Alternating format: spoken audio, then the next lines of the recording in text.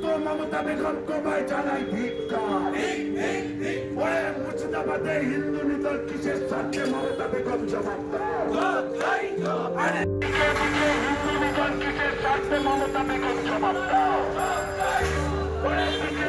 হিন্দু নিধন কিসের স্বার্থে মমতা বেগম জবাব দাও। জবাব তোমায় দিতে হবে, জবাব তোমায় দিতে হবে। মুর্শিদাবাদে হিন্দু নিধন কিসের স্বার্থে মমতা বেগম জবাব দাও। মুর্শিদাবাদে হিন্দু নিধন কিসের স্বার্থে মমতা বেগম জবাব দাও। জবাব তোমায় দিতে হবে,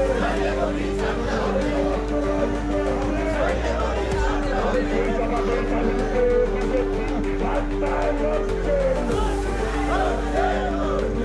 জবাবের দাবিতে বিজেপি রাস্তায় লড়ছে।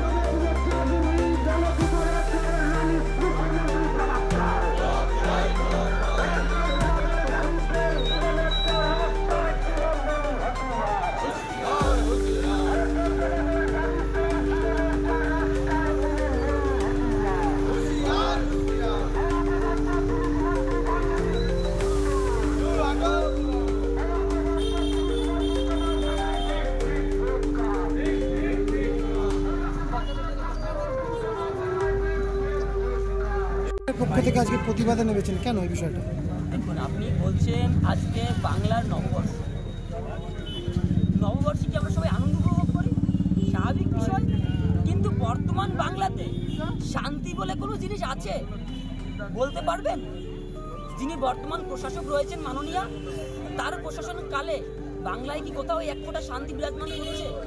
আর তার প্রশাসনের জন্য আজকে কি হচ্ছে? দিকে দিকে মানুষ বেকার হয়ে যাচ্ছে। তিনি বলেছিলেন ডবল ডবল চাকরি দেবেন, কিন্তু তিনি কি করছেন? ডবল ডবল চাকরির পরিবর্তে গ্রামে গঞ্জে অলিতে গলিতে সর্বত্র ডবল ডবল ভিখারিত। আর এই শিক্ষিত সমাজ যখন ভিখারিতে পরিণত হচ্ছে, তখন তারা যখন রাস্তায় আন্দোলনের পথ বেছে নিচ্ছে, তখন তিনি কি করছেন? তিনি এই আন্দোলনের কেন্দ্রবিন্দুকে ঘুরিয়ে দিয়ে তিনি বাংলার সর্বত্র একটা সাম্প্রদায়িক দাঙ্গা লাগানোর চিন্তা ভাবনা করছেন। তাই আমরা যোগ্য চাকরি প্রার্থীদের পাশে দাঁড়িয়ে আজকে আমরা রাস্তায় নেমেছি পয়লা বৈশাখের দিন। কারণ তিনি যেটা চাইছেন বাংলাকে অশান্ত করতে, সেই অশান্ত থেকে যাতে মানুষ বিরত থাকে, যার জন্য বাংলার মানুষ যাতে সাধারণভাবে জীবনযাপন করতে পারে, তাই আমরা পয়লা বৈশাখের দিনই আমরা এই আন্দোলনের পথ বেছে নিতে বাধ্য হয়েছি। আর তার সাথে সাথে আমরা এটাও বলছি, তিনি যদি অতি সত্ত্বর অযোগ্যদের শনাক্ত করে যোগ্যদের চাকরি না ফিরিয়ে দেয়, তাহলে আমাদের এই আন্দোলন আরো দীর্ঘতম হবে এবং এই আন্দোলন চরম থেকে চরমতম রূপ ধারণ করবে। বাংলার নববর্ষের দিন বা মানুষকে কি বার্তা দেবে?